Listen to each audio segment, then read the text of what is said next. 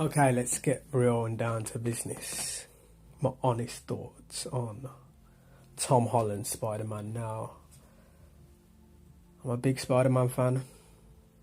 I've gone on and off it over the years, and it's totally understandable for the points I'm going to make in this video.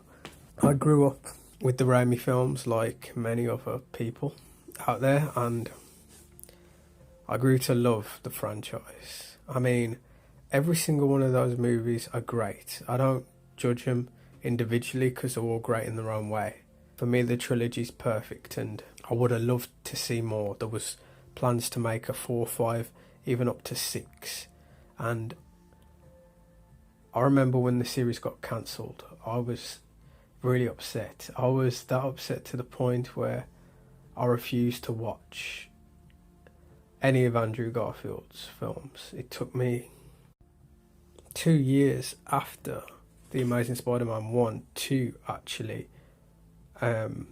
watch The Amazing Spider-Man 1, because Amazing Spider-Man 2 was coming out and there was a hype around that. I was seeing the posters around town. So I decided to give the franchise, the Amazing Spider-Man franchise, a go. I didn't have any hopes or expectations because my heart had always been with Tobey Maguire, of course. For me, he's Spider-Man.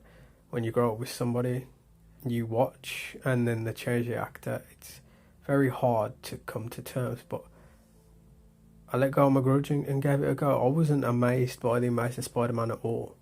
However, The Amazing Spider-Man 2 came about and I fell in love with Spider-Man once more. I was really hyped for the plan of the whole Sinister Six thing, and we all know what happened to that. Once again, I fell out of love with Spider-Man, even more so. I vowed never to watch Tom Holland's Spider-Man, and guess what?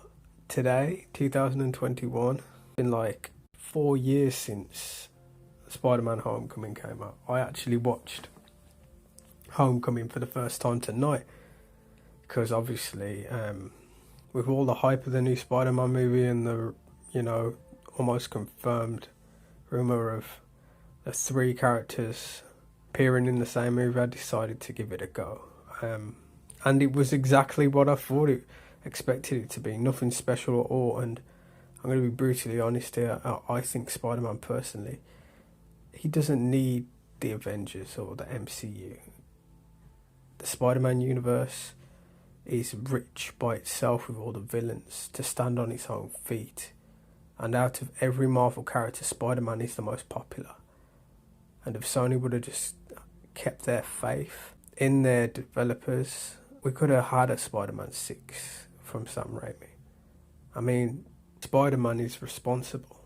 Those films, the originals, are responsible for superhero movies today. Nobody had ever made a superhero movie on that scale before, and it set the tone for all the years to come. I'm not a fan of the Marvel Cinematic Universe at all. I don't watch the Avengers or nothing. I'm only interested in Spider-Man. And if it wasn't for Spider-Man, the original Raimi trilogy, we wouldn't have the Avengers and the Marvel Cinematic Universe, because the original trilogy created the formula of the superhero movie. And unfortunately, when Marvel got the rights back to Spider-Man, they wasn't interested in making a true Spider-Man movie. I mean, whenever I watch a Spider-Man movie, I feel inspired because he gives people hope.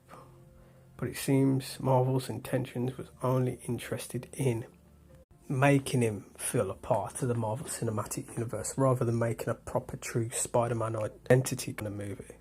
Like, hey, we've got the Marvel Cinematic Universe, it's the biggest franchise ever.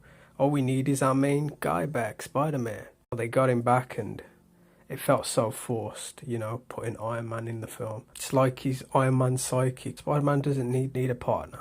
I mean, with the supposed theory of Andrew Garfield and Tobey Maguire appearing in No Way Home, my only hope, my dream, be a dream come true to see each of those universes continued. So how amazing would it be if we got to see the conclusion of Sam Raimi's Spider-Man? We got Spider-Man 4 and we got The Amazing Spider-Man 3. Tobey Maguire is so popular as Spider-Man. I know if he was announced as Spider-Man, he was getting his own movie again, I know it would sell. And Andrew Garfield deserves to complete his trilogy at least. But thinking about it, imagine being in his position. He must be feeling torn. Imagine being told that you're going to replace the current actor playing Spider-Man. You'd be all hyped. Yes, I'll get the chance to play Spider-Man. You know, they're scrapping the old project. They're putting the faith in me for the new one. So you got to be up for it. And then imagine being told that the reboot is getting a reboot and they're scrapping you. You know, but he grew up watching Tobey Maguire and then that happens to him. Imagine how he must be feeling torn. But I'm not sure if he'd continue his trilogy after the way he's been treated, but he's going to show up in No Way Home. So who knows? Would you like to see the continuation of Raimi's Spider-Man? Maybe get a 4, 5 and 6. And would you like to see Andrew Garfield complete his trilogy? I sure would. We deserve that at least. I mean, it's possible with all these universes going on at the same time, but it seems somewhat unlikely. But I'm going to keep my hopes out there. Let me know what you guys think. If you'd like to see that as well. And which movie would you like to see the most?